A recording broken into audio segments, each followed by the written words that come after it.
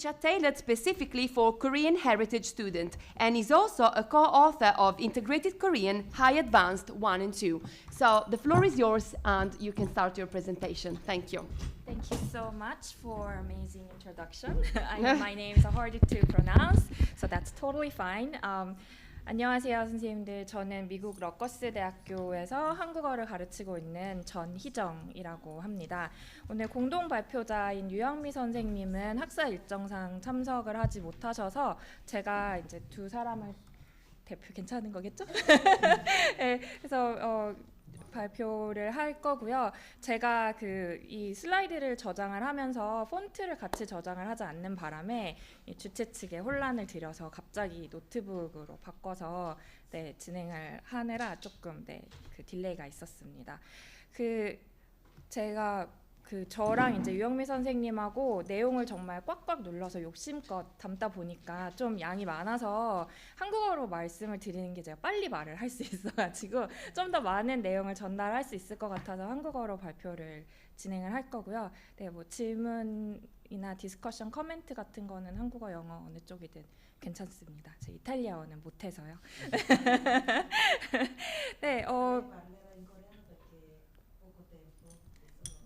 But the slides are all in English. 그래서 오늘 이제 저희가 준비한 발표는 미국에서 한국어 교육이 어떻게 이루어지고 있는지, 그리고 특히 러커스라는 특정 학교에서의 맥락이 어떤지를 잠깐 설명을 드리고, 그 안에서 저희가 이 디지털 환경으로 변해가는 이런 상황에서 학생들이 디지털 시민으로서 어떻게 기능할 수 있나, 그 역량을 어떻게 하면 강화시킬 수 있을까, 이거를 교육에 좀 넣을 수 있는 방법에 대해서 고민을 하던 중에 두 가지 사례를 저희가 이제 얻게 돼서 그거를 좀 설명을 해드리고 소개를 해드리는 발표를 준비를 했습니다. 근데 아직 많은 시도를 하지 못해서 좀 데이터나 이런 게 충분히 많지는 않아요. 그래서 이런 시도가 미국에서는 이루어지고 있구나, 이 정도로 이제 생각을 해주시면 될 것 같습니다. 이제 디지털 시민성 또는 디지털 시민으로서의 역량을 강화하기 위해서 어떤 요건들이 필요한가를 이제 생각을 할 때 연구자들마다 서로 다른 요건들을 이야기를 하는데, 저희가 이제 분석의 틀, 그리고 교육과정을 설계할 때 틀로 삼은 거는 유네스코에서 이제 정리한 이 5가지 역량이었고요. 이 5가지의 대부분 연구자들이 이야기하는 것들이 다 포함이 되어 있는 것 같아서 이 5가지를 기준으로 이제 저희가 준비를 했고, 이제 미국의 상황을 조금 말씀드리면, 미국에서는 모던 랭귀지 어소시에이션이라는 곳에서 3년, 4년에 한 번씩 외국어를 수강하는 대학 학생들의 수를 조사를 하고 있는데요. 보시면은 2013년까지는 굉장히 꾸준히 성장을 하다가 2013년에 갑자기 떨어진 거를 이제 보실 수가 있어요. 이거는 전체 외국어를 다 조사를 한 건데, 근데 반면에 한국어 같은 경우에는 그게 떨어진 시점이 2009년부터 2021년까지 2배 이상 이제 늘어난 걸 보실 수가 있습니다. 이건 이제 각 학교에 학생이 늘어난 것도 물론 있지만, 원래 프로그램이 없던 학교에 한국어 프로그램이 생기면서 이렇게 갑자기 다수가 이제 그러면 들어가게 되잖아요. 그래서 좀 많이 늘어났고요. 그래서 2배 이상 증가를 했고, 러커스 같은 경우에도 같은 시기인 2021년 학년도까지 굉장히 급격한 성장세를 보인 것을 이제 보실 수가 있습니다. 2021년 이후에 좀 줄어들고 있는 거는 학교의 내부적인 사정, 이렇게 뭐 재정적인, 인사적인 문제 때문에 수업을 충분히 개설을 하지 못해서 그렇게 되는 부분이 조금 있고요. 그래서 어쨌든 지난 10년간 2013년부터 22년까지 여기 러커스의 경우에도 한국어와 한국어가 아닌 한국 문화, 역사, 영화 이런 수업을 듣는 학생들이 2배 이상 증가를 했습니다. 그래서 이렇게 한국어뿐만 아니라 한국학 교육의 저변이 굉장히 빨리 확대되고 있는 상황에서 미국의 분위기는 좀 한국어를 수업을 한다고 해서 한국어만 배우고 한국어 능력만 키우는 것이 아니라 언어를 통해서 학습자들이 같이 얻을 수 있는 게 무엇이 있을까를 슬슬 이제 고민을 하기 시작을 했는데요. 그래서 뭐 직업 역량을 키운다거나 아니면 비판적 사고 능력, 뭐 협동할 수 있는 능력, 그래서 이런 다양한 것들을 함께 넣을 수 있는 방법에 대해서 이제 고민을 하던 중에 시간상 이거는 넘어가도록 하겠습니다. 그래서 저희가 결론을 내린 것은 언어와 그 언어가 아닌 다른 교과 영역을 분리를 해서 언어 수업에서는 언어만, 역사 수업에서는 역사만 이렇게 진행을 하는 것이 아니라 이 두 가지가 서로 이제 영향을 주고받는 통합 모델을 좀 도입을 하는 것이 어떤가. 그래서 학생들한테 제일 가까운 일상적인 언어 사용은 사실 학문적 탐구잖아요. 그래서 뭐 어디 식당에 가서 주문을 하거나 아니면 가게에 가서 그런 비즈니스 트랜잭션을 하는 게 우리가 일상생활이라고 생각하지만 사실 학생은 학문을 탐구하는 데 있어서 한국어를 도구로 사용을 할 수 있다면 그게 가장 적합한 뭐 다른 게 나쁘다는 건 아니지만 이용 방법이 아닐까라는 생각을 하게 됐고요. 그래서 이제 학생들이 한국어 수업이 아닌 다른 수업을 할 때, 다른 수업에서 교과를 공부를 할 때 한국어를 활용을 해서 그 영역을 공부를 하고 좀 더 지식을 확장해 나갈 수 있는 방법의 하나로 언어 내용 통합 모델에 대해서 이제 고민을 하고 있었어요. 그래서 이런 거의 일환으로 디지털 시민성에 대해서도 이제 고민을 하게 되었습니다. 두 가지 그 사례를 소개를 해드릴 건데요. 하나는 윌리엄 엘리엇 그리피스 컬렉션과 이거를 활용한 전시회 활동을 소개를 해드릴 거고, 두 번째는 인쿼리 베이스, 그러니까 문제의식에서 시작하는 협력적 블로그 프로젝트, 이거는 한국어 수업에서 진행을 한 건데요. 이 두 가지를 이제 간략하게 설명을 해드리겠습니다. 혹시 윌리엄 엘리엇 그리피스에 대해 아시나요? 네, 러커스 대학교의 졸업생이에요. 1869년. 아마 은자의 나라 한국이라는 책을 말씀을 드리면 들어보셨을 것 같은데요. 그 책을 쓴 저자이고요. 러커스를 졸업하고 일본으로 가서 4년 동안 이제 그 영어를 가르치는 그 교사 생활을 했는데, 그러면서 이제 일본에 대해서 연구를 하고 그 일본과 가까운 중국과 뭐 한국에 대한 자료를 굉장히 많이 수집을 한 거예요. 그래서 은자의 나라 한국 같은 경우에는, 은자의 나라 조선 같은 경우에는 무려 30년 동안 9번 개정이 돼서 나올 정도로 굉장히 많이 팔린 책이고요. 굉장히 놀라운 점은 이 사람이 그 당시에 미국에서 가장 한국에 대해서 잘 아는 한국통 이라고 불렸음에도 1927년, 그러니까 이분이 사망하기 전까지 한 번도 한국에 가본 적이 없었어요. 네, 주변의 선교사들하고 이제 편지나 그 받는 자료만 가지고 연구를 해서 이 책을 쓴 거고요. 사망 1년 전인 1927년에 딱 한 번 한국에 가봤다고 해요. 네, 그래서 어쨌든 당시에는 일본과 한국에 대해서 가장 잘 아는 미국인이다라는 평가를 들었고, 이분 이제 사후에 이분이 모은 자료들이 러커스 대학교 도서관에 이제 기증이 되었는데요. 그때 당시에 이 250상자 그리고 기차 한 량의 거의 절반 이상이 그 자료로 가득 찼다고 해요. 이걸 운반을 할 때. 그래서 이게 이제 기증이 된 후에도 아무도 이거를 손댈 수가 없었던 거예요. 너무 많고 내용을 알 수가 없잖아요. 그래서 이게 그냥 정말 아주 기본적인 처리만 끝낸 상태에서 계속 쌓여 있다가 이제 1990년대 후반에 99년에 유영미 선생님이 러커스로 가시고 몇 년 뒤에 이 자료들 중에 한국계 있다라는 거를 이제 알게 되었고, 유 선생님 같은 경우에는 한국어를 전공한 사람이기 때문에 사실은 이거랑 직접적인 관련이 있는 거는 아니지만 그래도 여러 가지 이제 자료들을 탐구를 하다가 2000년대 후반에 굉장히 큰 워크숍을 이제 러커스에서 한번 했어요. 그러면서 그때부터 이제 여러 가지 자료들에 대해서 좀 더 구체적인 그 윤곽이 드러나기 시작을 했습니다. 그래서 간략하게 이제 소개를 해드리면, 윌리엄 그리피스가 작성한 그 각종 뭐 저서, 편지 이런 것들이 모여 있는 그 부류가 있고요. 그 다음에 그 당시에 자기가 찍은 사진이 아니라 받은 사진들, 그것들을 이제 모은 게 또 한 부류가 있고, 그 다음에 당시에 다른 사람이 출간했는데 이제 더 이상 전해지지 않는다거나 아니면 굉장히 수가 적은 희귀 책들을 모은 것들도 이제 존재합니다. 그래서 내용적으로 좀 살펴보면은 일본에 대한 자료가 아무래도 가장 많고요. 그리고 한국과 중국에 대한 자료도 있습니다. 그리고 뭐 역사, 미술, 그 다음에 가족에 대한 거, 정치, 굉장히 광범위한 주제 영역에 대해서도 모았습니다. 그래서 이제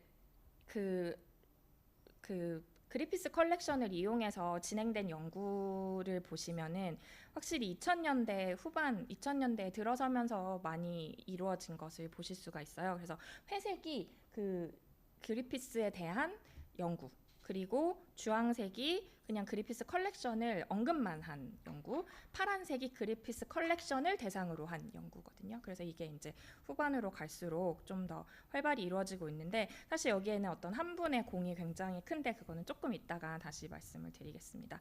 그래서 그냥 어떤 자료가 있는지는 시간 관계상 그냥 간단하게 사진만 보여드리고 지나갈게요. 그래서 희귀 책자들이 있고 그 다음에 신문이나 그 관련 기사들을 스크랩한 것도 굉장히 많아요. 근데 생각해 보시면 이 스크랩 자료들을 정리를 하기가 굉장히 힘들었겠죠. 이게 정말 얇은 한 장인데 이게 250 상자가 쌓여 있다고 생각을 하시면 네. 그래서 이런 것들이 있었고 그 다음에 당시에 여기 안 나오네요. 다음으로 가서 말씀드릴게요. 네, 자기가 썼던 뭐 저널 글씨를 알아보실 수 주고받은 편지 이런 것들이 있었고요. 네. 그리고 이제 이 사진 자료들이 굉장히 그동안 미공개였던 장면들이 많이 발견이 됐는데요. 그래서 뭐 이런 사진들 그리고 이거 이제 이화학당의 사진이라고 합니다. 네. 그리고 이게 이제 최근에 책으로 나왔는데 순천향대학교에서 러커스 대학교로 방문 교수를 오셨던 그 양상현 선생님이 지금은 안타깝게 교통사고로 이제 돌아가셨는데 그분께서 처음으로 이 사진 자료를 발굴을 하셔서 연구를 몇 년에 걸쳐서 하셨어요. 7, 8년에 걸쳐서. 근데 이 사진집을 준비를 하다가 안타깝게 이제 돌아가셔서 나중에 이제 유작으로 출간된 작품입니다. 그래서 이 사진집을 바탕으로 해서 그러니까 사진집을 내기까지를 바탕으로 해서 굉장히 다양한 사진 자료를 분석한 연구 논문들이 나왔고요. 또 양상현 선생님의 당시 제자분들께서도 연구를 많이 하신 걸로 알고 있어요. 그래서 사진에 대한 그 연구가 많은 이유가 그런 부분이 있고요. 그 다음에 뭐 본인이 직접 썼던 그 원고들 출간되지 못한 어디 출판사에 냈는데 소위 말하는 빠꾸를 먹은 그런 원고들도 좀 이제 있고요. 그 다음에 이제 많은 부분을 차지하는 게 편지거든요. 그래서 당시에 한국에 가 있었던 선교사들하고 주고받은 편지들. 그래서 이제 저희 러커스에서 그 해외 문화재 재단 한국에 있는 문화재 재단에서 연구비를 받아서 이 편지를 정리하는 자료 프로젝트를 진행을 했어요. 근데 아까 보여드렸던 손글씨 편지를 다 읽으면서 타이핑을 해서 이제 어떤 내용이고 누가 쓴 거고 언제 받은 거고 이런 거를 쫙 다 정리를 한 거예요. 그래서 이제 그거를 정리를 한 후에 디지털 아카이브로 만들어서 옆에 웹사이트에 나와 있고요. 그리고 이게 이제 책으로까지 출간이 됐습니다. 그래서 이 편지의 원문들은 이 웹사이트에 가시면은 다 실제로 보실 수 있고요. 그래서 이 그랜트의 결과로 굉장히 앞으로도 다른 연구를 많이 할 수 있는 원자료가 많이 정리가 됐다고 보시면 될 것 같아요. 그래서 이거는 이제 유 선생님이 메인으로 하신 거기 때문에 굉장히 재미있는 디텍티브 워크, 탐정 이야기나 아니면은 그 작은 이야기들이 되게 많은데 그거를 못 해드려서 조금 아쉽네요. 예를 들어서 당시에 그 아펜젤러 가문 타자기 사업을 했다고 해요. 그래서 그 가문에서 온 편지만 타자기로 타이핑이 돼서 편지가 왔대요. 그러니까 얼마나 읽기가 쉬웠겠어요. 맨날 그 손글씨만 보시다가. 그래서 뭐 그런 이야기들도 나름 소소하게 이 책을 보시면 알 수 있으니까 네, 한번 살펴봐 주시고요. 그래서 뭐 한국인, 일본인, 뭐 선교사들 어떤 기관에서 받은 편지 약간 수집벽이 있는 사람이었기 때문에 자기가 주고받은 모든 그런 연락들은 다 모아놨었다고 해요. 네. 그래서 뭐 예를 들어서 이렇게 그 아펜젤러가 쓴 편지 같은 경우에 타이핑되어 있죠. 편지 같은 경우에는 그 3.1절의 기념일이 다가오면서 학교에 약간의 텐션이 느껴진다. 이거를 좀 어떻게 하면 좋을까 이런 거에 대한 고민을 나누기도 하고요. 그래서 여러 가지 당시 시대상과 상황을 알 수 있는 내용들이 들어가 있습니다. 그래서 이제 이런 사람들의 편지와 사진 자료들이 다 들어가 있고요.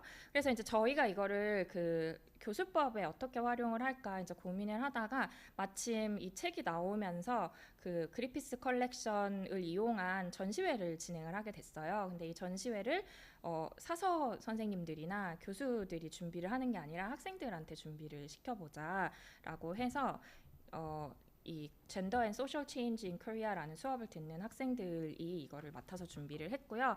그래서 먼저 이제 본인이 원 자료를 보면서 마음에 드는 사진이나 아니면은 집신 같은 어떤 아이템들도 있거든요. 그래서 그런 아이템을 보고 이제 고릅니다. 그러면 그 후에 자기가 수업 시간에 배웠던 내용들, 실제로 알고 있었던 거 관련된 자료를 이제 다 조사를 해서 이런 식으로 이제 사진마다 그 아이템마다 정리를 했고요. 이거는 기생의 사진입니다. 네. 그리고 나서 이런 식으로 캡션으로 줄인 다음에 사진과 캡션에 맞춰서 실제로 이제 전시회까지 진행을 했습니다. 그래서 학생들한테 어땠냐라고 이제 물어봤더니 물론 여러 가지 우리가 예상할 수 있는 뭐 수업 내용을 더 자세하게 이렇게 활용을 할 수 있었고 이런 내용도 있었지만 그 가장 학생들이 좋아했던 거는 원자료를 볼 수 있어서 좋았다. 한국어로 된 것도 있고 외국 자료도 있고 그 다음에 또 하나는 실제 그러니까 내가 모르는 사람들, 선생님이 아닌 다른 사람들한테 내가 가진 정보와 지식을 공유할 수 있어서 그게 좋았고 뭔가 실질적인 말하기 경험, 그러니까 말하기는 아니지만 언어 사용 경험을 할 수 있는 게 굉장히 좋았다라고 이제 응답을 했습니다. 두 번째는 그냥 이렇게 저희가 직관적으로 생각할 수 있는 협력적인 블로그 만들기 프로젝트인데요. 조금 달랐던 점은 그냥 단순히 블로그를 만들어라가 아니라 너희가 가지고 있는 어떤 문제의식이나 이슈를 중심으로 한번 접근을 해봐라 라고 이제 이야기를 했어요. 그래서 아주 가깝게는 캠퍼스 라이프에 대한 예를 들어서 기숙사에 뭐가 나쁘다, 학교 버스 시스템은 무슨 문제가 있다 이런 부분에서 시작을 하기도 했고요. 한국의 뭐 학교 폭력이나 한동안 한 2, 3년 전에 굉장히 화제가 됐었던 4B 무브먼트 같은 거에 대해서도 이제 학생들이 진행을 했습니다. 그래서 이 inquiry based learning 같은 경우에는 학생들이 어떤 문제 의식에 착안해서 그 가설을 세우고 이걸 해결하기 위해서 어떤 그 방법들을 수행하면 좋을까 굉장히 깊이 있는 리서치를 해야 되기 때문에 디지털 리터러시의 개발에도 이제 도움이 굉장히 많이 되는 활동입니다. 그래서 저희는 이제 처음에는 학생들한테 이 활동에 대해서 소개를 하고 브레인스토밍을 할 시간을 굉장히 충분히 가졌어요. 그래서 이런 길잡이 질문들을 주고 학생들이 자유롭게 의견을 좀 정리를 해보고 이걸 가지고 실제로 좀 깊이 있는 리서치를 한 다음에 블로그를 실제로 만들도록 했습니다. 그래서 이 모든 단계에 다 교사 비계가 좀 중요했기 때문에 한 단계 한 단계마다 길잡이 질문을 충분히 주고 교사가 이제 관리를 하면서 수업 시간에 체크를 하면서 진행을 했고요. 이게 이제 학생들이 작성한 쪽 글들입니다. 그래서 이거는 혼자 쓰기도 하고 협력적으로 같이 글쓰기를 하기도 했습니다.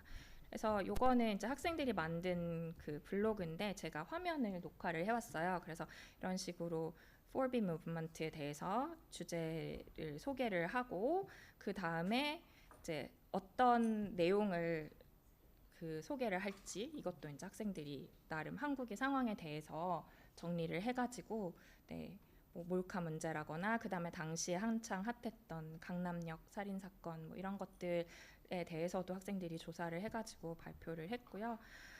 그래서 이제 학교 폭력에 대해서 그 조사한 팀에서는 이 학교 폭력에 왜 어떤 문제가 있느냐, 특히 이제 자기가 관심을 가지고 있는 연예계나 운동 선수들이 학교 폭력 때문에 캔슬 당하거나 이런 부분에 대해서 그 다음에 뭐 공익 광고를 가지고 이런 걸 해결할 수 있겠다 하는 나름의 이제 대안을 만들어 보기도 하고요.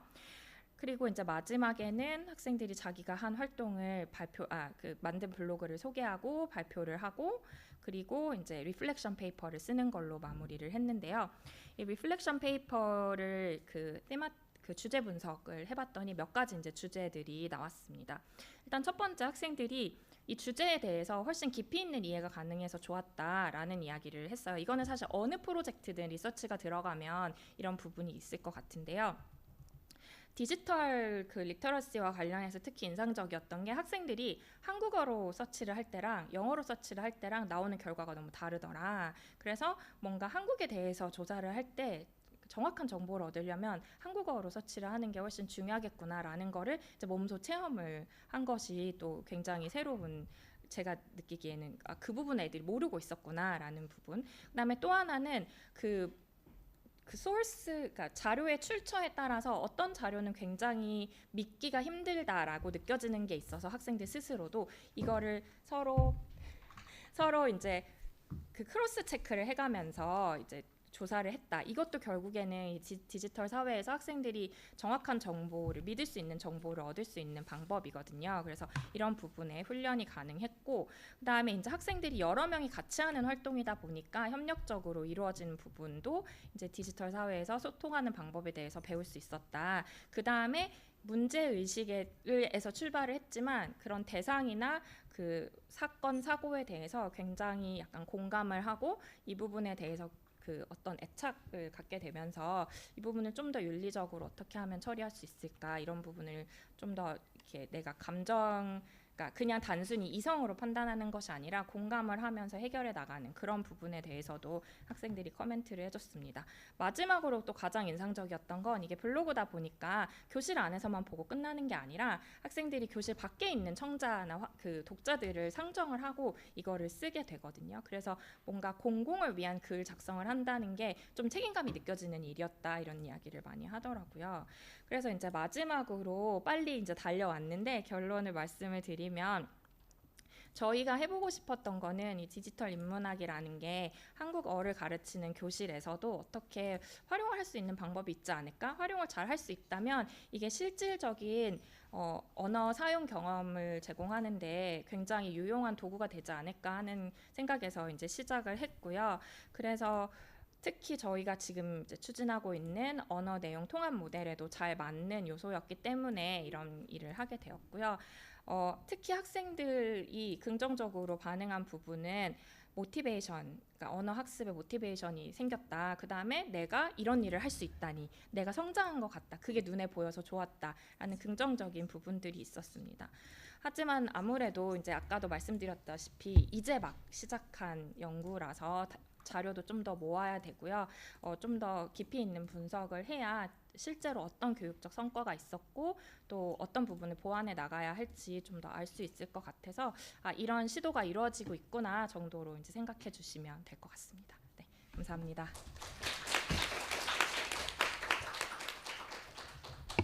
Thank you. We'll be moving on to the next speaker, and if you're okay with it, we'll leave the question time for the end. So I'm going to introduce our next speaker, who is Cesar Augusto Rivas Ramirez, who is presenting a paper titled Computational Thematic Analysis of Academic Representation of the Giseng in the Korea Citation Index from 2000 to 2024.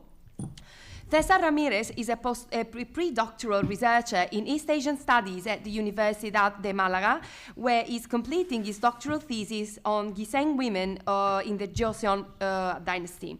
Holding a master's degree in Korean Studies from Seoul National University, Graduate School in International Studies, and a BA in East Asian Studies with the specialization in Korea from the Universidad de Malaga, his research spans Korean social history, gender studies, and digital humanities. His work is currently developed within the Spanish government-funded R&D project Giseng Slave Women in Korea, Fiction and Reality from the 16th to the 20th century. His publication includes work on the representation of Giseng women in digitalized primary sources and on computational approaches to Korean studies. So thank you, the floor is yours. Let me see if I say it correctly. Grazie per aver accettato la nostra proposta. Is it correct? Yes. Thank you for accepting our proposal for this Congress. It's an honor to be here. And Professor Aurelia Martin Casares sends her apologies for not being able to make it here, but I'll try my best to be here in representation of both of us. Today we're going to talk about a paper we published recently in the Korean Journal of Digital Humanities, and what we did basically was extract all the academic articles indexed in the Korean Citation Index about Giseng and try to figure out what do they talk about from a distant perspective and try to draw some conclusions about it. So let me see if I can make this go to the next slide. Oh, with some time it works. Okay. So we extracted a corpus. I'm going to explain better how we did the whole analysis, and the abstract tells us the conclusions. We will find that there are 4 main big topics that are literature, performative arts, colonialism and exoticization. And then there's another cluster of topics surrounding important Kiseng figures, where you can see a lot of articles about Chung and about the Hwangjini. And we're going to draw some conclusions. So what is a Kiseng? Kiseng is a fascinating historical figure that embodies a dual role of, on one hand, there were women from Nobi origin that were hired as art performers. There were one of the only women available to have access to training in arts, in literature, but they also had a second role that had to do with sexual encounters with the Yangban elite. And this dual hierarchy gives this historical figure a specific configuration of characteristics that makes it really interesting for historical studies. For now, the good news is that Korean scholarship has studied a lot about the Kisengs. We know a lot about their roles in literature as writers and as objects of literature writing from other people. And there's also a lot of articles around feminist critique and also a lot of ethnographic analysis. But we found a research gap, especially regarding to everyday lives, motherhood as a Kiseng, matrilineal hierarchy, and also childhood trauma related with systematic sexual abuse. So being in Korean studies and doing digital humanities is a privileged position right now because Korea did a really early digitalization of their primary sources. And this gives us a really good starting point to apply these methodologies. A lot of scholars also emphasize that that humanities scholars now need also to have a certain level of technological training because it changes a lot how you could research. And there's a lot of methodologies for what we do here, which is topic modeling, which is a type of text mining technique. There's two main ones, LDA and BERT. BERT is a little bit more advanced. That's what we use. BERT could be applied to contemporary languages like Korean. LDA, maybe for now, it's not perfect, but works better for Hanmun, for example. Until we have a good BERT trained in Hanmun.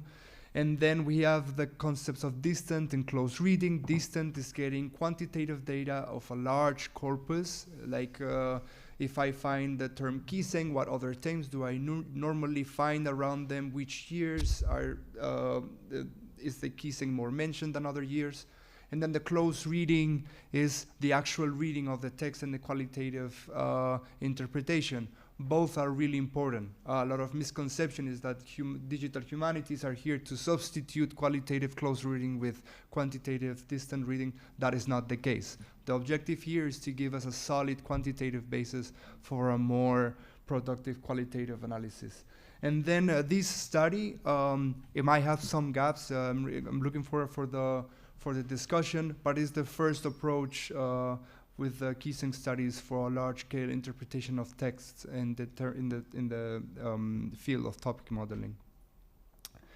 So what we did is you get into the KCI website and you type Kiseng and press enter. We did this in March 2025 and we got 969 results, and then we manually sorted out all the abstracts that didn't have anything to do with Kiseng. For example, Kiseng also means parasite, which is a biological term quite common in academia, and it's also the name of a really good and interesting movie that was object of a lot of research. So we had to make sure that the abstracts that we had actually talk about Kiseng. And I don't know, maybe with the evolution of AI, this will be able to be automatized, but for now we had to go through the abstracts and filter out them ourselves. And then we also filter out all those articles who didn't have an abstract in Korean. There's some that are in Chinese and some that are in English. That would complicate the computational approach to do the topic modeling, so we make sure all the abstracts were about Kiseng and in Korean. This filtered out around 330 abstracts, so the end corpus is 632 abstracts. And then we tokenized it and extracted all the nouns. So the 2 or more syllable words that are a noun. We extracted that, and then we applied the BERT model, a specific BERT model that was pre-trained in Korean language. And what this does is it gives us a vector of 700 plus dimensions for each abstract. This means each abstract will have a unique ID of different numbers, and this will allow the computer to check which IDs are closer to which ones, and this allows us to get this, which means each dot is an abstract, and if they are the same color, they're close enough to be considered maybe the same topic. And then after this, we did another technique to extract keywords for each group. We have 13 topics, so we needed keywords for each of these 13 topics to have a glimpse of what the theme of each topic was. So we read the keywords for each topic, and we get a sample of a few abstracts to finally know what the topic might be about, and we gave them a qualitative title. So what the computer does is it tells you this corpus is divided in 13 topics, but it doesn't tell you what are the meanings of these topics. It just understands numbers. It's the role of the researcher to go through the data and say, okay, this is literature, okay, this is performing arts, and so on and so forth. So the results are the majority of the abstracts were about literature and gender, and then performing arts, and then a few articles that were around the Kiseng on the colonial period, and then a final smaller cluster of topics about popular Kiseng figures. The macro theme 1, the literature and gender, was composed by topic 1, 3, 4, and 11, and it deals with literary constructions of female subjectivity, classical fiction and colonial novels, pre-modern narratives and self-representations, gender, class, and narrative conflicts. There is something that is really interesting. We weren't able to correctly, qualitatively label this topic, specifically topic 1, because it was quite diverse. It had to do with literature, with female representation in literature, but also with pure feminist studies. So in this first theme, we found some studies that weren't strictly literature, but the majority of the topics were. Therefore, we labeled it as part of the macro theme of literature. The second theme, the performing arts, had to do with the guilds and performance. The Kyobang and the Kwonbon, where Kiseng were trained, and how the knowledge about Kiseng was transmitted, and so on. The musical legacy, pansori transmission, eye agents and roles and ways of transmission, and also a small cluster of Pyongyang cultural identity in regard with the Kiseng. We all know that there's some relation with Pyongyang and Kiseng, and one of this reflects in the data, which is quite interesting. You get to check some of the hypotheses maybe many of us had about the Kiseng. About the colonialism, modernity, and exoticization, it was really interesting. The topic 6 that had to do with tourism and print media had to do with the creation of the Koreana brand and of the Korean cultural brand from the Japanese perspective. They made a lot of magazines for tourism in Korea for Japanese people, sorry. And the Kiseng played an important role there. They were quite objectified there. There was, in some instances, there's an article that says that there was a place in the magazine where you can write the name of a Kiseng that you were interested in, and then what do you like about them and what not. So this is why we called it also exotization, and there was a creation of what is Korea out of Korea through the perspective of the Japanese colonial period. Then the topic 8 was a revision mainly about colonial archives that had to do with Kiseng and Changi, and some corrections to the interpretations that traditionally scholars made on certain documentation about the topic.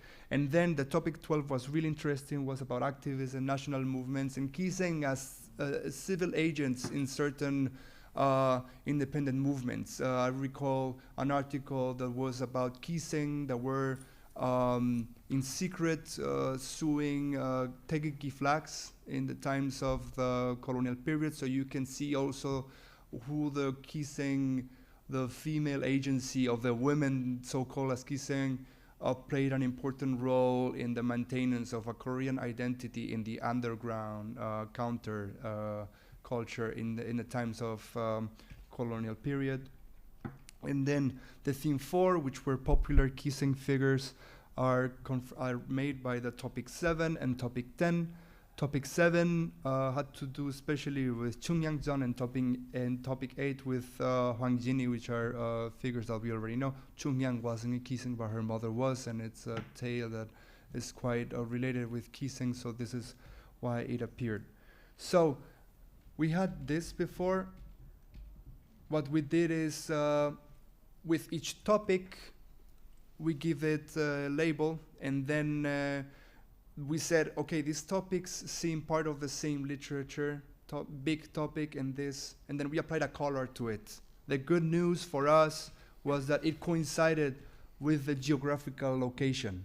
We didn't see this. We just say topic 1 is probably red, topic 2 is probably yellow, and then when you put all the topic 1s and all the topic 2s, you get them that they're actually close together in the 2D version of the representation, which gives a certain confirmation to the quantitative/qualitative processing of this data. You can see the big red area of literature, and then the following yellow one regarding performing arts. And up there, we can see the popular Kiseng figures. And it's also located between, between literature and performing arts, which makes sense. We're talking about Hwang Jini, and we're talking about Chung Hyang-jeon. And then a little bit more out of the other topics, in blue, we find the colonial period and modernity and exoticization articles. So, this is so we have the topic name, the macro theme to it belongs, the keywords that we obtain for each topic that help for the qualitative analysis, and some numbers referring to the importance in the corpus.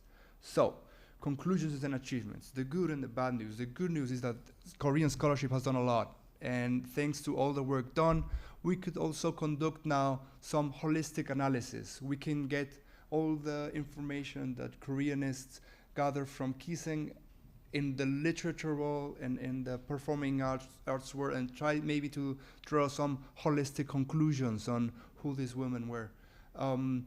And we also found some gaps that are really important to be investigated, as I said at the beginning of the talk, which is the everyday life. So we also do, because of Aurelia training, she's a cultural anthropologist, so we are really interested in the cultural history of the Kiseng, who they were, aside from the Kiseng label, how their everyday lives were.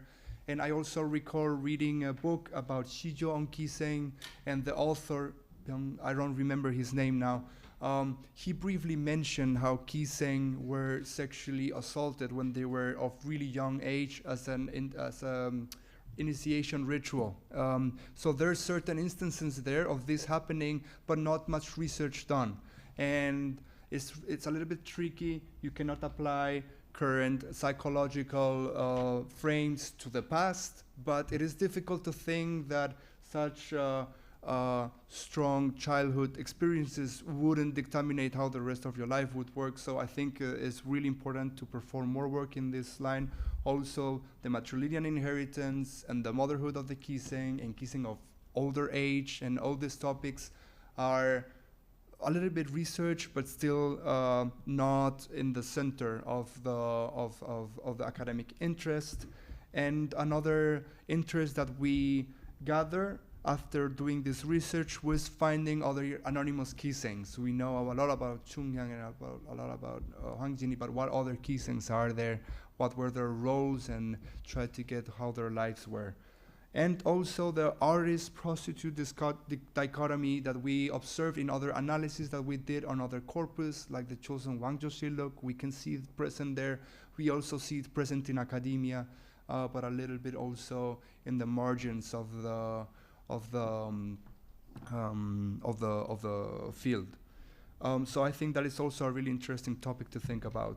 And future directions, yeah, we should expand the corpus, actualize it with new articles, include monographs, maybe research on parallel works on Kiseng done out of Korea for some interesting comparisons, a lot of things we can do. With more advanced natural language processing methods like BERT, if it advances more, we will be able to get better and more granular information about this type of corpus, so I'm excited to see the future developments of the technology. And as I was mentioned, I'm really looking forward to the holistic analysis. So we know a lot about the Kiseng literature and performing arts. Let's gather all this information and let's rethink about this historical figure, and then let's see what conclusions we get. And yeah, the reproducible research, all this information is, all the scripts and all the databases are in Zenodo, uploaded there. Other people should be able to reproduce these same graphs in their own computer and expand with their new approaches. This is a link to the graph that we get as a result of the topic, but you can play with it. It's an application. So you can see the results, you can navigate through the articles, and you can work a little bit with your hands with the primary source. It works better on the computer, but we made sure that it might be also workable on the phone. So if there's any problem, let me know. Thank you very much for listening, and I'm looking forward to that. Thank you for the interesting and timely presentations. And we are moving on to our last speaker for this panel, Kim Kukjin, who is presenting his paper titled Encoding Emotion Toward Europe in Modern Korea, a computational analysis of 1920s and 1930s Korean travelogues using the K-poem dataset. Kim Kukjin is currently an assistant professor here at Unistrasi of Korean Language and Literature, where he teaches Korean language and literature and Korean history as well. He graduated in history from Busan National University from Korea, where he obtained a master's degree in history in 2012. He received his PhD in history from the University of Pisa in 2020. His primary research interests lie in cultural exchange between Korea and Europe, especially Italy, during the pre-modern and modern eras. So the floor is yours. Thank you for the kind introduction, and to be in the time, I will proceed right to my presentation. This presentation explores how Europe was constructed as an effective space in colonial Korean travel writings. Drawing on the history of emotions, it examines how emotional responses to Europe were structured and considered, and how computational analysis can help analyze these responses more systematically. So this is the first page of a travel essay written by a traveler and student named Park Seung-chul. This is the text I analyze, in which are serialized in major colonial period popular magazines such as 개벽, 별건곤, 삼천리, and so on. And the best thing is that these materials are accessible through the Korean Modern History Materials database, 한국 근대사 DB, and in there are sections of the journals, and all the texts are digitized, and we can see also the scanned version, so the original one. This is the page of this database, so we can see the input keyword research section and the textized the text section, and also with the image we can see all the materials. So it is extremely useful for also for computational analysis, because since they are using a lot of Chinese characters and the old Korean system, so there are alle, or other issues that fully digitize perfectly, so we can see some errors. So we should correct some errors if we find the differences between the scanned image and the text files. So this is my research background. This is a kind of ongoing research to apply the digital humanities methodology. I addressed that the Korean travelogues of Europe from the 1920s and 30s are key sources for understanding how colonial Korean intellectuals perceived the world and the modernity, as I addressed it in my research volume published in 2024. Including me, existing studies have approached these texts through frameworks such as civilization discourse, colonial modernity, representation of the West modern world, intellectual self-fashioning, spatial imagination, global hierarchy, and so on. These approaches have shown quite convincingly how Europe was imagined as a model of modern civilization. However, emotional expressions in these texts, which is very rich, have often been treated in relatively broad terms, such as admiration, critique, ambivalence, and so on. As a result, the distribution and internal structure of emotions within the text have not been analyzed in a systematic way. The history of emotions perspective presented by William Reddy as the navigation of feeling, for example, conceptualize emotion as a structuring force in historical experience, highlighting the need to analyze affect systematically. So I think this suggests the need for a more systematic and fine-grained analysis of emotional patterns in the texts. From the perspective of this history of emotions, emotions are not simply private inner states, but historically situated, culturally legible, and socially mediated practices. As previous studies suggested in travel lighting that we are considering, emotion functions as a structuring force of perception. But the thing is how we can study.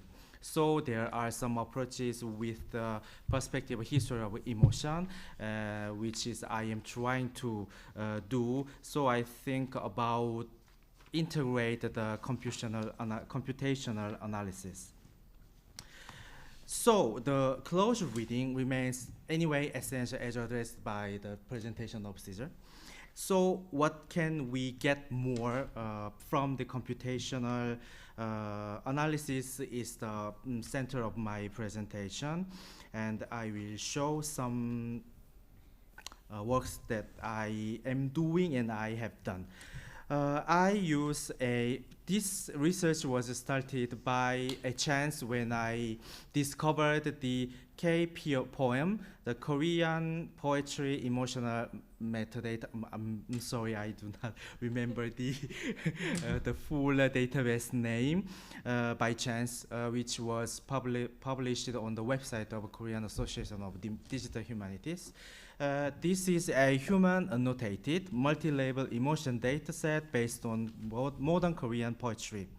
It is constructed from the works of the 5 major modern Korean poets such as Han Yong-un, Im Hwa, Kim So-ol, Lee Sang, Yoon Dong-ju, and this database consists of more than 7,000 entries with 44 fine-grained emotion categories. These categories was determined by the developers, so we can the dataset help us to detect emotions in the text in 44 emotions. This is extremely useful, I think, because they are using the same language of the time. I mean that the travelogues I am working on published in 1920s and 30s. Also, these operas of poets are published in the same period. So I thought this, even though the data set was done by poetry operas, but it can be applied on prose reading because they should use the same language of that time. This is my analytical procedure. It's ongoing elaboration. For the first, I have to prepare the text. So I extract all the travelogues that I am interested in from the database, and I compare with the scanned image to detect some errors. And then I put one whole essay. For example, the pilot corpus that I will say about it have 15 essays, so I put one essay, entire essay on the artificial intelligence with data set, and then I can get some results. This is the screen I had for some essays. And then I go on the thematic reanalysis. So I segmented each essays based on the internal thematic structure, and then another input on the artificial intelligence. So the model give me some numbers of the prevalent or dominant emotions and so on, and some interpretation developed by the developers of the dataset. So I can use some more information automatically generated quite of to assist a close reading. And in the meantime, I tried to categorize some affective moments or clusters and to interpret these texts emotional or affective responses or configurations that we can see through the text. So this is a kind of procedure that I am now utilizing, but I think that I have to update or refine some analysis in this case. This is some information about the affective categorization. Since in the text, for example, in one passage, I will show you a traveler's impression on Paris, and there is wonder, the lights, organized streets, and so on. And then there are some other emotions that we can detect on the text.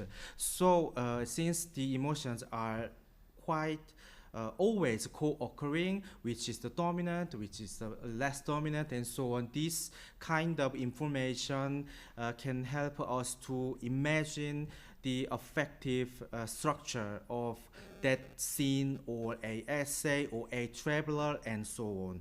So this is to ask some key analytical questions. So which emotions are dominant overall, which emotions co-occur within the same context, because we are traveling, also Koreans are Koreans travels a lot. They come to Italy, and there are so many people in Italy, and they have the quite same the steps, Rome and Florence, Venice, and so on. It was like this also 1 century ago, so we can detect more information from diverse travelers. And then what interpretive possibilities emerge from such co-occurrence, how emotions cluster around specific places and scenes, and so on. And this is a kind of examples of the co-occurrence: admiration, curiosity, distrust, disappointment, with sadness, with realization, and so on. Then I will show a pilot result of a traveler's travelogue, which is the Park Seung-cheol's. He was in Europe from 1922 to 1925. He did a PhD in history in Germany, and he did some historical research in London, and then he came back to Korea. During his stay, he published his travelogues on Gaebyok, which are 16 essays, from which we can say that the 15 are containing the travel experience, because there are some notice, such as the last one is brief notice of his journey, but there are no details. So Park Seung-cheol was based in Germany, and he traveled a lot. 16 or 17 European countries, so we have various experiences, and his impression, it was published approximately 2 or 3 months after the travel, because he wrote during his travel, and he sent by ship mail to the Gaebyok editors, and then they published. So we assume that it is not a retrospective memoir, but his live quite experience, like Instagram that we use nowadays. So I think that these texts may be understood as near contemporaneous travel writing, and I think that there are so many emotions that we can detect also just reading. So I thought that it was very suitable for generate a pilot result for this occasion. As for the overall emotional patterns that I found from the essay per essay analyzation, the overall level of emotion is interest and admiration. So for a colonial intellectual, the Europe, the origin of the modernity should be an object of wonderness. So we can see as numbers his impression after the computational research. In contrast, anxiety and disappointment appear as dominant labels in more specific context rather than a corpus as a whole. So its proportion is not that much for as of interest or admiration, but it is present. And then the expectancy is quite low. That is a kind of impressions that I have after the result, that there are some emotions, because we read the text and everyone could have another impressions, but the model or this data set, reading with this data set should be more less dependent than human. So maybe it can be useful to to detect the emotion words that were used by the author, and this proportion, this structural distribution, maybe it should be useful. Anyway, we can see that the emotional expression is therefore not homogeneous but context dependent. And as for the co-occurrence, the most recurrent combination is interest and admiration, structuring Europe as an object of civilization wonder, the thing the colonial Joseon should learn to achieve the independence and so on. And in some contexts, admiration accompanied by distrust. And the negative clusters such as anxiety and shock and anger emerge in moments of political instability, or when he reflects colonial Korea's reality and so on. These combinations reveal a layered and differentiated affective response to Europe, I think, and then we should more close read these results. This is the effective configurations that I generated from these results. So there are some context, and then the included emotions, and then typical scenes. So if I use more corpus, maybe I can generate more configurations and the more specific typical scenes. So this is a kind of interpretive methods as for whole travel essays in this period, and now I am developing how I can use these data well. There are some, I included some examples of close reading. This is the passage that I mentioned about the Paris. And what we can see here is a passage describing Paris together with the model in output. And we can see in the black screen the emotion labels and its points. And then I converted in a table with emotional labels. So the dominant one is admiration, and because this is a point from 0 to 1, so it is close to 1 means that high presence. So there are admiration and surprise, interest more than 15%, and then distrust like 24 points get in this passage.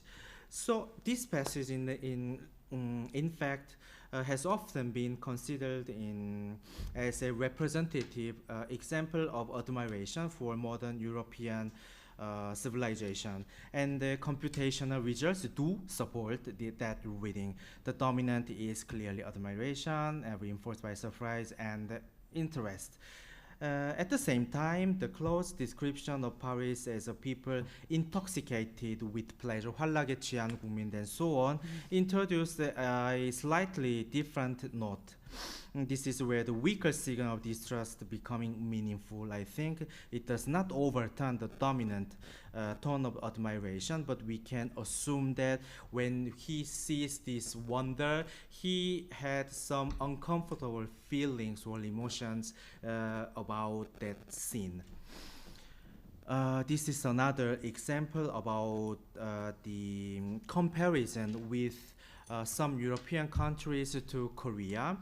And in this passage, the dominant emotion is disappointment and admiration and so on. What was interesting for me was the guilt, because this passage is constructed in 2 parts. The first part is he said he feels sorry for his elders in Korea because he is seeing all these wonder at the foreign countries in Europe and so on, but the elders cannot do. And then he compared Poland and Netherlands and Belgium, since they are not that big and modern countries like England or Great Britain or Paris, but anyway they are better than Korea. So this emotion that I neglected of the guilty was detected by the data set, so I am still thinking about how I can interpret and integrate or neglect again this emotion and so on. This is why what I am doing now to apply this methodology on the research on research on history of emotion. So I am willing to extend the corpus, and I want to refine the analytical procedure. So I will be more than welcomed for the comments or critics and whatever comments that I will get. Thank you.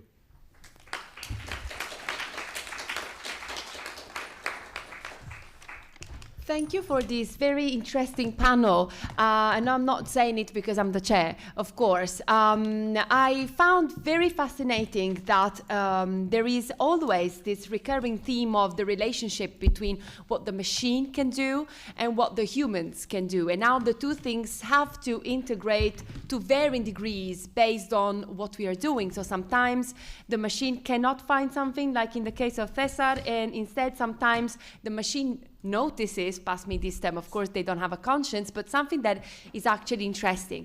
And another topic that perhaps did not emerge directly, but it does recur in all the presentation, is the concept of gaze. Gaze from Korea to the West, from the West to Korea, from Japan to Korea, and so on. So this is another very thrilling aspect that I think emerges as another sort of fil rouge in your presentation. So I do have some questions, but I would like to see first if there's somebody from the audience who would like to ask questions. Yes?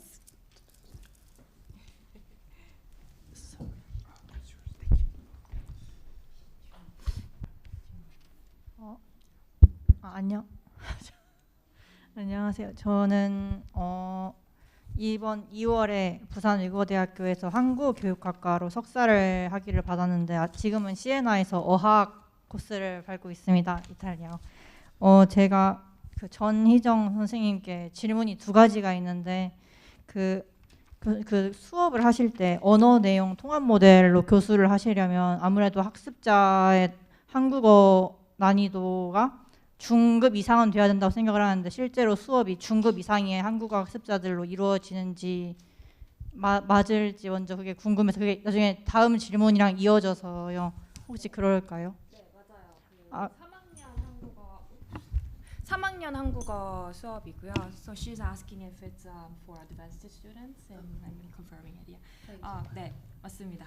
혹시 그러면 그 중급이랑 고급 학습자들이 같이 수업을 한다면 그 자료 조사를 할 때 그 아무래도 외국인들이 한국의 자료를 찾으려면 디지털 리터러시 역량을 갖출 수밖에 없어야 하는데 그러면 그 자료 조사를 할 때 뭐 블로그나 전시회 진행할 때 필요한 자료를 수집을 할 때 선호했던 유형의 뭐 자료가 특히 있었을까 궁금합니다. 네, 그러니까 이 수업이 총 저희 학교 같은 경우에는 한국어 수업이 4년에 걸쳐서 이루어지는데 그 중에 3년차 수업이라서 중급보다는 좀 더 고급에 가깝고요. 주제에 따라서 굉장히 달랐던 것 같아요. 그래서 아까 그 그리피스 컬렉션 같은 경우에는 이게 인터넷에서 자료를 찾기가 굉장히 힘들거든요. 그냥 서치만으로는. 그래서 이제 디지털 아카이빙이 되어 있는 자료들을 중심으로 학생들이 학교 도서관이나 이런 곳에서 많이 찾아봤고요. 그 다음에 이제 수업 시간에 배웠던 내용들 그리고 관련 연구 논문들 이제 뭐 디지털 휴머니티스 방법을 이용해서 분석이 된 자료들도 있고요. 그렇지 않으면 정말 그냥 사진지처럼 나열만 된 자료들도 있는데 그런 것들을 통합적으로 학생들이 분석을 한 것 같고요. 그다음에 아무래도 좀 더 팝 문화, 대중문화에 가까운 자료들은 학생들이 훨씬 더 편하게 느끼는 한국 그 SNS나 이런 곳을 통해서 찾았는데 오히려 전문적인 자료들에서는 크로스 체킹이나 이런 거를 하면서 문제가 있었다는 이야기가 별로 없었어요. 근데 학생들이 일반적으로 많이 접할 수 있는 대중문화랑 관련된 거는 미국에서 이제 영어 화자들이 외국인으로서 바라보고 작성한 글들과 한국에서 한국 사회 문화에 대한 이해를 바탕으로 작성한 글들이 굉장히 관점이나 사실관계에 있어서도 다르다고 느끼는 경우가 많았어요. 그래서 그런 부분에서는 학생들이 한국에서 나온 자료들에 좀 더 의지를 많이 했던 것 같아요. 네. 네, 감사합니다. We have another question here.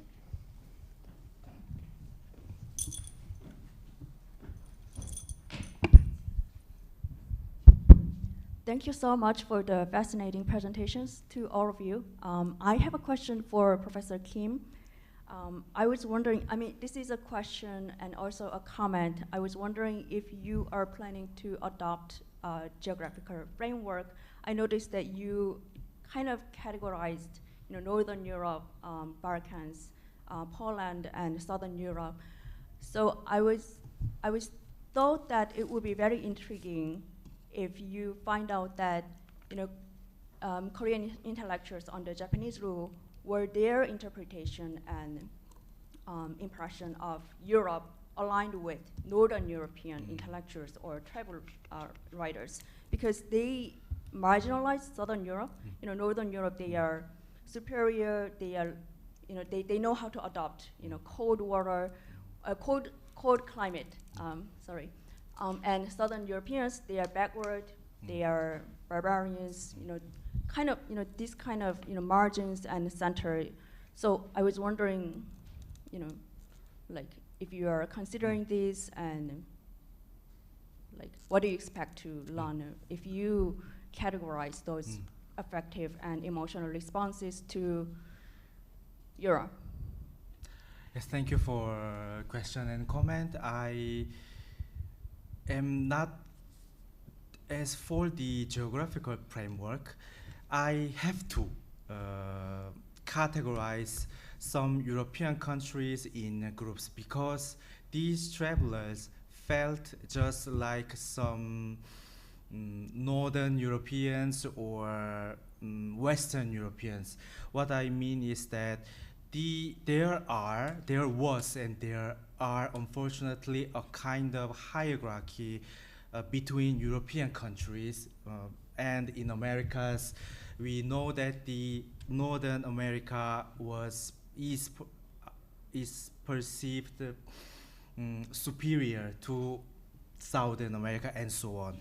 This kind of perception was very interesting also for me, because the colonial subjects saw European countries just as other Europeans or Japanese do.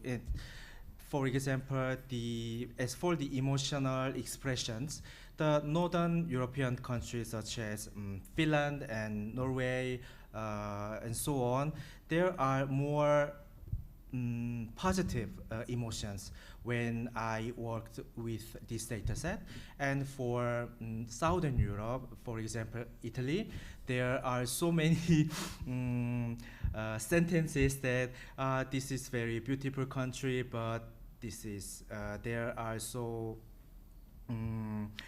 many beggars, there are so many dirty spaces and so on. And these kind of sentences were detected as negative expressions, and also for Greece or Albania and so on. So we can detect this kind of geographical framework from these authors, and then I will try to interpret or integrate this kind of aspects in to what extent and how my research. So it's a kind of intriguing and difficult question, because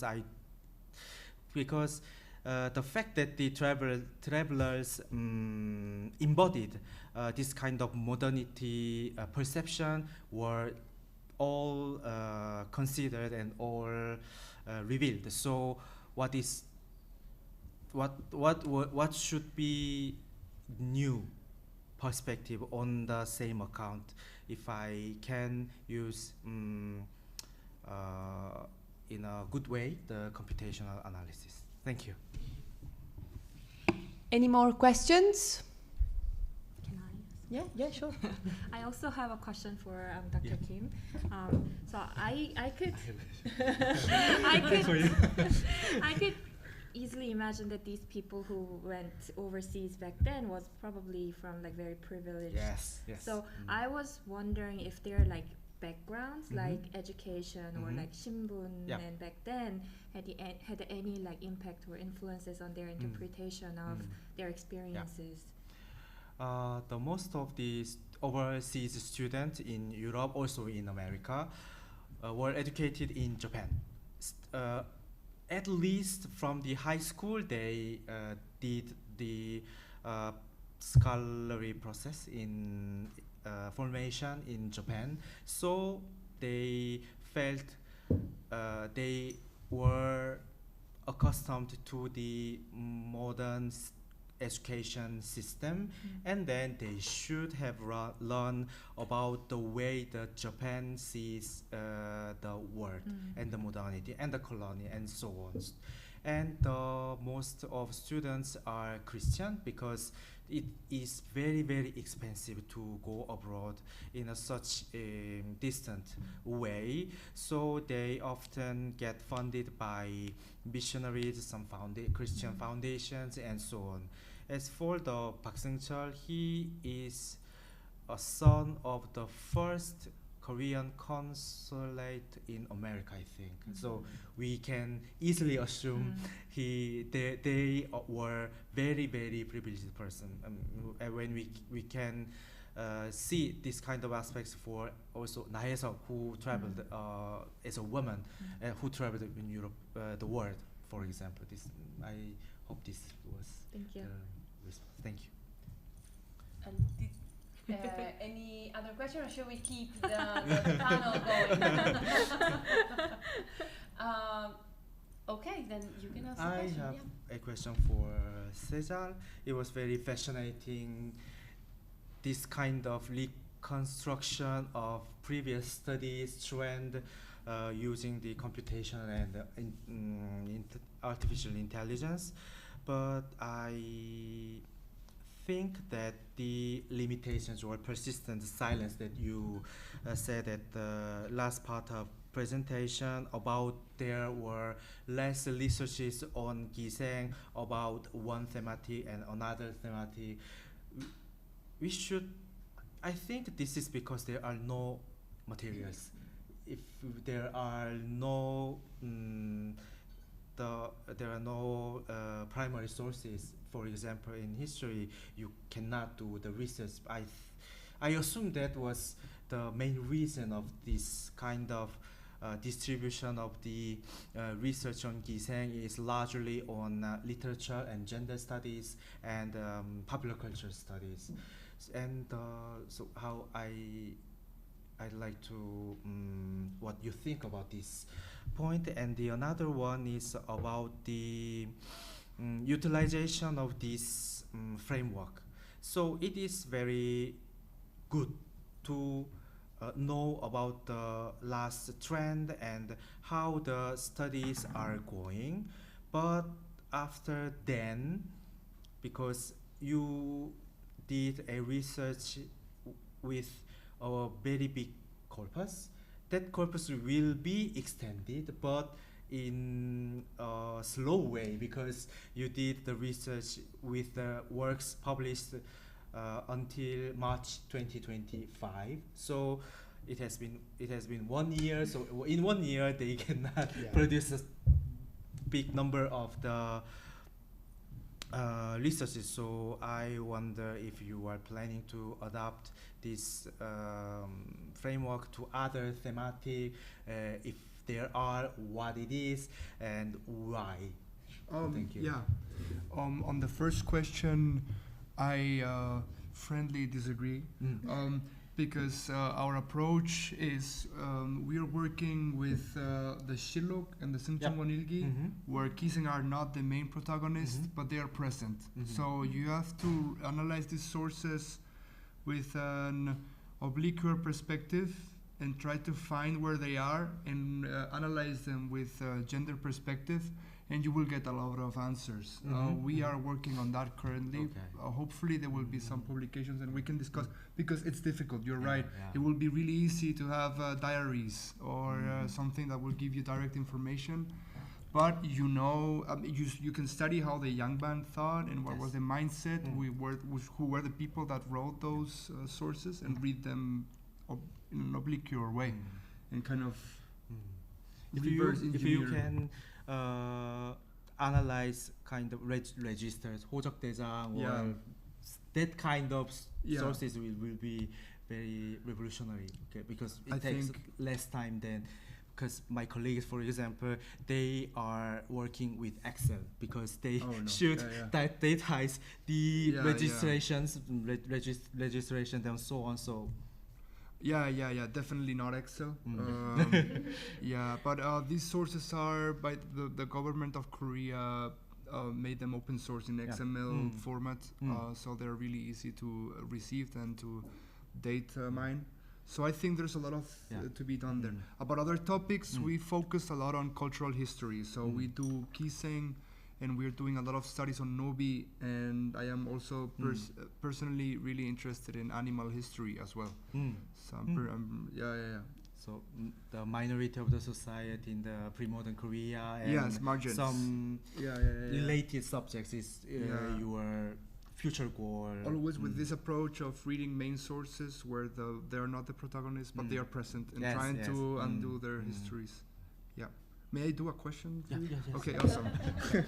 Since we are talking. If anyone has any question, please let me know. Yes, okay. So shall we take a question from the floor first? Yes. This is becoming a round table now. Hello, I'm an international student from China, currently studying in Korean at Cheongnan National University. Thank you for all of your interesting presentations. Actually, I have small questions for all of you. First, I want to ask 정희정 선생님, 제가 한국어로 말씀드리겠습니다. 제가 궁금한 게 그 학생들이 그 주제에 대해서 자료를 수집할 때는 전에 말씀하셨던 그 253자의 자료들 그런 것들 다 직접 찾아보는 것일까요? 아니면 그 253자 자료들 다 정리되어서 좀 쉽게 적응할 수 있는지 좀 궁금합니다. 그리고 두 번째는 선생님 이 수업을 이 프로그램 진행하실 때는 제가 생각했을 때는 되게 비판적 사고 그런 것들 잘 가르칠 수 있는 수업이라고 생각하는데 혹시 이렇게 진행하실 때 좀 아쉬웠던 점, 개성이 좀 필요한 점이 있다고 생각하시면 좀 나눠주시면 감사하겠습니다. 일단 첫 번째는 다행히 그 처음 이후로는 초기 이후로는 자료 정리 죄송해요. 초기 이후로는 자료 정리가 많이 되고 있어요. 그래서 그 2000년대 중후반 이후로는 카탈로깅도 많이 되어 있고요. 그래서 원하면 학생들이 직접 가서 그 원소스를 볼 수 있고 그것도 사실은 정리가 잘 되어 있어서 필요한 부분만 이제 골라서 볼 수 있게 되어 있거든요. 아까 시간이 없어서 많이 못 보여드렸는데 그래서 그렇게 할 수도 있고 그거 말고도 이제 디지털 아카이빙 된 자료들을 보면 거기에 약간 이렇게 뭐 그 필터를 다 걸거나 해가지고 정리를 해서 볼 수가 있는 부분도 있어요. 그래서 그런 것들도 많이 참고를 했고요.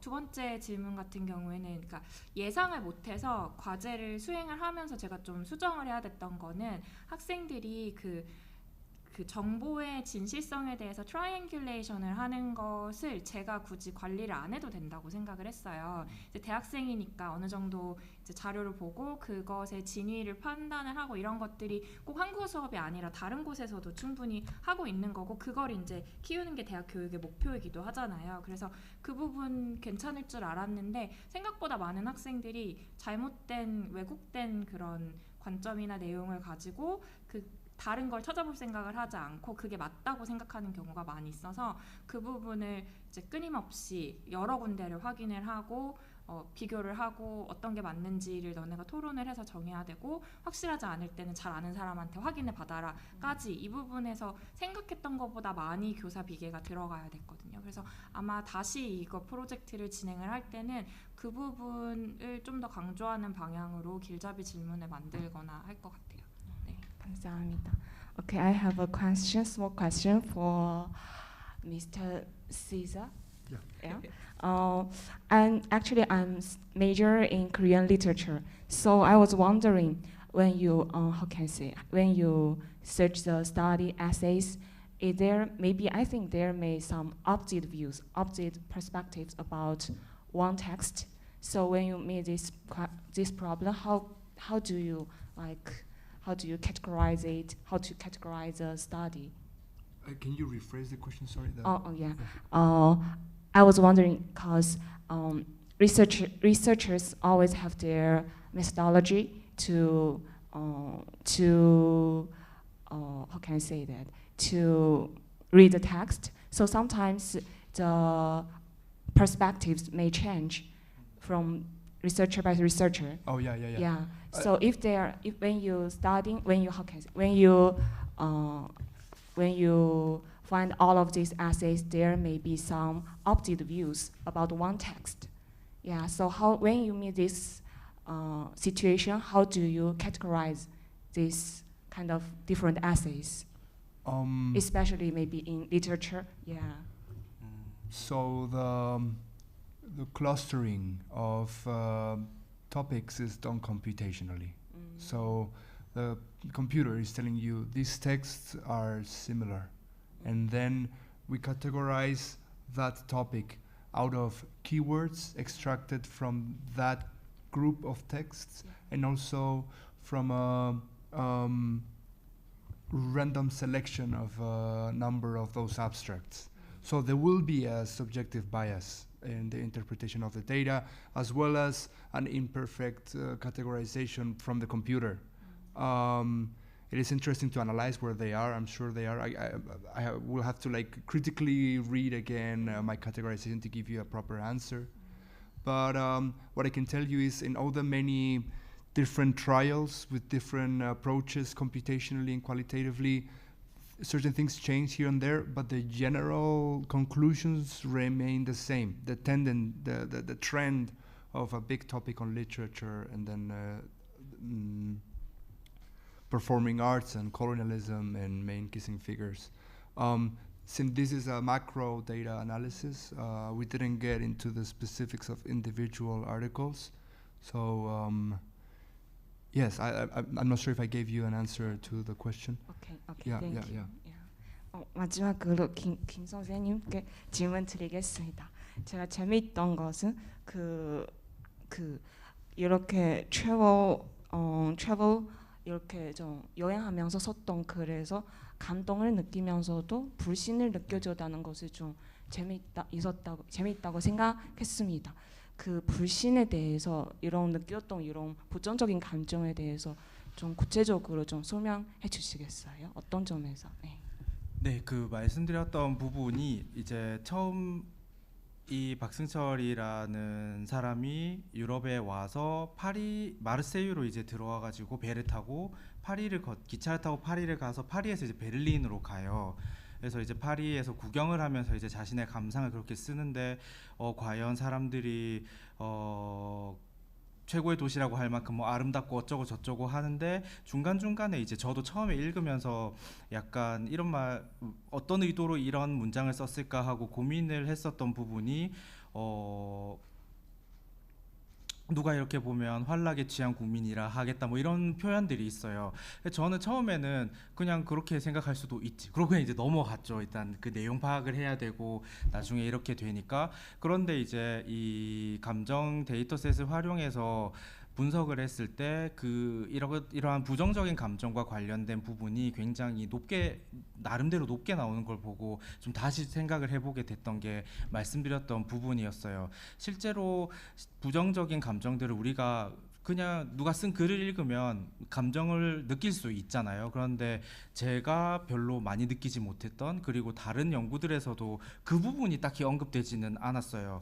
그 환락에 취한 국민이라고 하겠다라고 하는 앞부분에는 보면 세계대전을 거쳤는데도 이렇게 다 복구를 하고 누가 봐도 무슨 참전국이었던 곳이 참전국이었다고는 생각하지 못할 것 같다 뭐 이런 표현들이 들어가 있거든요. 그래서 그거를 그냥 저는, 그리고 다른 연구자들도 대체로 당시의 정세에 비추어 가지고 본인이 방문하는 곳에 대한 감상을 쓴다고는 생각을 했는데 그것이 부정적임이 얼마나 있는지, 그것을 어떻게 봐야 될지에 대한 아이디어를 말하자면 그 라벨링을 통해서 좀 얻을 수 있었던 것 같습니다. 대답이 되었는지 모르겠어요.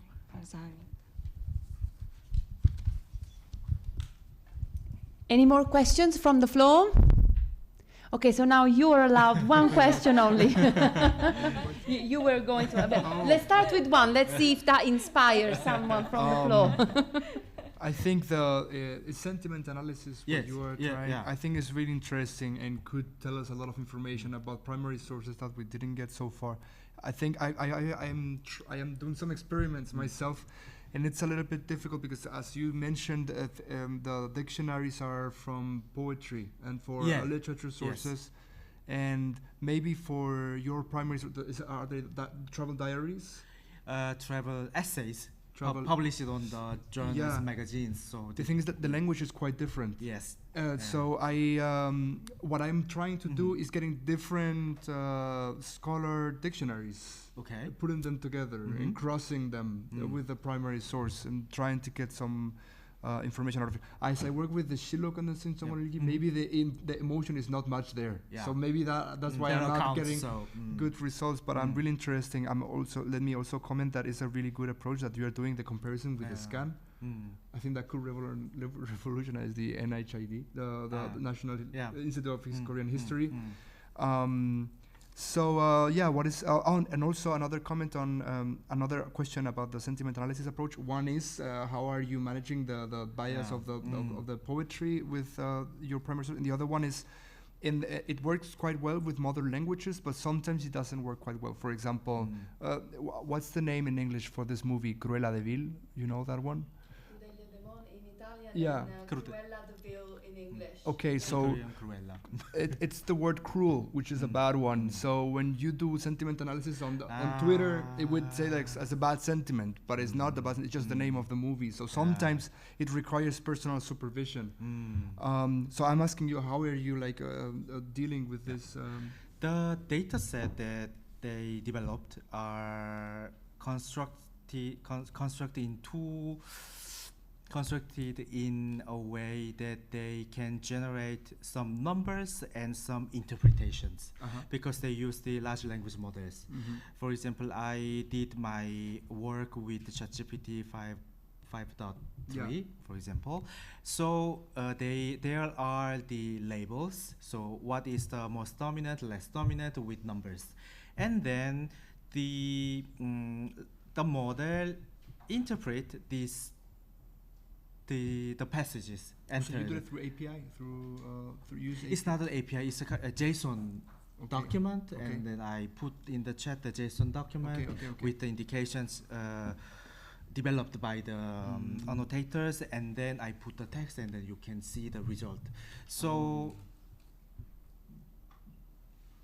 if I read carefully also the interpretations from where the numbers come from, I can detect some errors that you mentioned as Cruella, for example. And the discrepancy between prose text and poetic text, I have no answer for it now because I am trying to use this model, this data set, because they are dealing with the same language at the same time. But there are the differences in the language. But since there are some poets who are famous about the prose style poems like 산문시, like Han Yong-un or Yoon Dongju, for example, maybe I can justify my rationale to use to apply this dataset from poetry operas in prose. You're using LLM. I think it's a really clever approach actually for emotional. Because I do not much about the digital approaches, so it's easy. So that's another reason why I am trying to. I was thinking of ditching all these dictionaries and just using LLM. No. I think that would be good though. Okay. So because the dictionary work was done by others. So It's their fault. It's open, so. Okay, if there are no more questions from the floor, we can. Are there? Okay, we can end very timely, and you can enjoy the lunch downstairs at 2C. Am I right?